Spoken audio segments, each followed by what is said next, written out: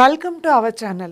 ఈ రోజు మనతో ఉన్నారు సోషల్ యాక్టివిస్ట్ శ్రీలీల గారు. నమస్కారం శ్రీలీల గారు. రావణ్ సపోర్టర్స్ ఎందుకు భయపడుతున్నారో అర్థం కావట్లేదు మేడం. అదే విధంగా ఆ వీడియోస్ ఏవో డిలీట్ చేస్తున్నారు అంటారు, ఏంటి మేడం అది? రావణ జోసఫ్ ఈ పేర్లు పెట్టుకొని ప్రశ్న అనే యూట్యూబ్ ఛానల్ రన్ చేస్తూ ఎలాంటి అనుచిత వ్యాఖ్యలు చేశాడు, ఏం జరిగింది, ఇవన్నీ చూసాం. అసలు దేశద్రోహం పెట్టేంత తప్పు చేశాడా అని కూడా క్వశ్చన్స్ వచ్చినాయి. సరే, ఇవన్నీ ఇలా ఉంటే చాలామంది ఏం చేశారంటే అసలు ఈ రావణ గతంలో ఏం వీడియోలు మాట్లాడాడు, అసలు ఈ వీడియోలు ఏంటి అని వెళ్ళారు. చూసినప్పుడు అతను ఎవరికి సపోర్ట్ చేశాడు అంటే దేశ ద్రోహులకి సపోర్ట్ చేశాడు. ఆ హిడ్మా అనే వ్యక్తులను ఎవరైతే నక్సలిజం వైపు ఉంటారో వాళ్ళకు సపోర్ట్ చేస్తూ ఇట్లాంటి వ్యక్తులు మళ్ళీ పుట్టాలి, ఒక హిడ్మా చనిపోతే 1000 మంది పుడతారు, మేమందరం కూడా ఆయనకు సపోర్ట్గా ఉన్నామని చెప్పేసి దాంట్లో ఉన్నాయి. అదేవిధంగా హిందూ దేవతల గురించి, హిందువుల యొక్క మనోభావాలను దెబ్బతీసే విధంగా నీచమైన భాషను ఉపయోగించడం, ఇవన్నీ ఒకటైతే ఈ రోజున నేషనల్ ఇన్వెస్టిగేషన్ ఏజెన్సీ వాళ్ళు ఇతని మీద మరి ఇన్వెస్టిగేషన్ స్టార్ట్ చేస్తున్నారు అనేది అనిపిస్తుంది. ఎన్ఐజీ వాళ్ళు, ఈ ఎన్ఐఏ వాళ్ళు కూడా ఎందుకు వస్తున్నారు అనంటే, ఇక్కడ ఒక దేశస్తురాలు, ఇతర దేశానికి సంబంధించిన ఒక లేడీ బయటకు వచ్చి ఒక యూట్యూబ్ ఛానల్కి ఆవిడ ఒక ఇంటర్వ్యూ, ఏదైతే ఒక సెల్ఫీ వీడియో పంపించారో అదేంటి అంటే, నేను భారతదేశం మీద ఒక రీసెర్చ్ చేస్తున్నాను, హిందూ సాంప్రదాయాలను దెబ్బతీస్తూ హిందువుల మీద అటాకులు చేయటానికి, కన్వర్టెడ్గా మార్చడానికి ఎలాంటి ప్రయోగాలు జరుగుతున్నాయి అనే దాని మీద.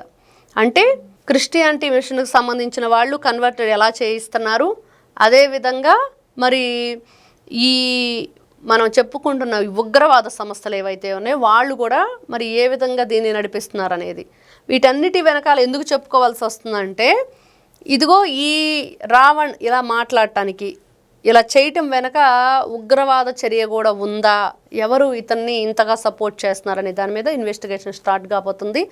ఇప్పుడు మీరు అంటున్నట్లుగా వీడియోలు ఎవరు డిలీట్ చేస్తున్నారు, ఏం వీడియోలు, ఎందుకు ఆయన సపోర్టర్స్ అందరూ కూడా ఈ రోజున వెనక్కి తగ్గారు, భయపడుతున్నారు అని అంటే, నిజంగా అట్లాంటి వీడియోలకు లైక్ ఎవరు కొట్టారు, షేర్ ఎవరు చేశారు? ఎందుకంటే భారతదేశం గురించి ఇంత తప్పుగా మాట్లాడుతూ హిందూ సాంప్రదాయాలను కించపరుస్తూ మాట్లాడినప్పుడు దానికి సపోర్ట్గా ఎవరు కామెంట్ చేశారు? అదేవిధంగా రావణ ఛానల్కి సంబంధించి, టీంకి సంబంధించి ఒక లేడీ కూడా బయటకు వచ్చి జగన్మోహన్ రెడ్డి అండ్ బ్యాచ్కి కూడా వాళ్ళ పార్టీకి, జగన్మోహన్ రెడ్డి గారు పార్టీ తరపు నుంచి మీకు మరి మాకు సపోర్ట్గా నిలబడినందుకు చాలా థ్యాంక్స్ మా టీం తరపు నుంచి అని కూడా అమ్మాయి చెప్పటం, ఒక వీడియో అయితే రిలీజ్ చేయటం, ఇవన్నీ చూస్తున్నప్పుడు ఏదో పెద్ద కుట్ర కోణమే దాగుంది.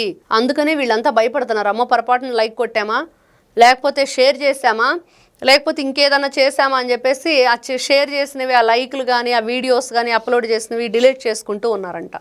ఎందుకంటే అది దేశద్రోహం కేసు. దాదాపుగా 15 సంవత్సరాల పైనే అతనికి శిక్ష పడిద్దని, ఎవరైతే ఈ రోజున దానికి సపోర్ట్గా ఉన్న వ్యక్తుల మీద కూడా ఇన్వెస్టిగేషన్ స్టార్ట్ చేయబోతున్నారని, వాళ్ళ యూట్యూబ్ ఛానల్స్ కానివ్వండి, లేకపోతే వాళ్ళకి సంబంధించిన సోషల్ మీడియా అకౌంట్స్ కానివ్వండి, దాని మీద కూడా పోలీసులు దృష్టి పెట్టారని చెప్పేసి క్లియర్గా అర్థమవుతుంది.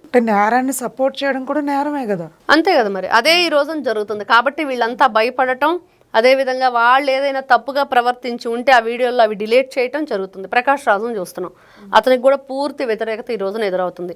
ఆయన సినిమాల నుంచి పక్కకు తప్పించాలని, అదేవిధంగా ఆయన సినిమాలను ఎవరు చూడకూడదని, నువ్వు అసలు ఇండస్ట్రీలో ఉండటానికే వీల్లేదని చెప్పి ఇట్లాంటివి ఆయన మీద కూడా ముందు కేసు నమోదు చేసి ఆయన అరెస్ట్ చేయాలని చెప్పి అందరూ కోరుకుంటున్నారు. భారీ సంఖ్యలో ఈ రోజున వ్యతిరేకంగా ఆయన మీద మరి అందరూ కూడా వాయిస్ ఇస్తున్నారు. మరి వాళ్ళు అర్థం చేసుకోవాలి, మేము చేసిన తప్పేంటి, ఎవరికి సపోర్ట్ చేస్తున్నాము, ఏ విధంగా మన వాయిస్ బయటకు వెళుతుంది అనేది. అలా లేకుండా ప్రతి దానికి జస్ట్ ఆస్కింగ్ అని చెప్పి వస్తాడు ప్రకాష్ రాజు. ఏంటి జస్ట్ ఆస్కింగ్? నిజంగా నువ్వు జస్ట్ ఆస్కింగ్ అని చెప్పి ఏదో మాట్లాడాలనుకుంటే గతంలో చాలా జరిగినాయి కదా, వాటి గురించి నువ్వెందుకు మాట్లాడలేదు అనేది.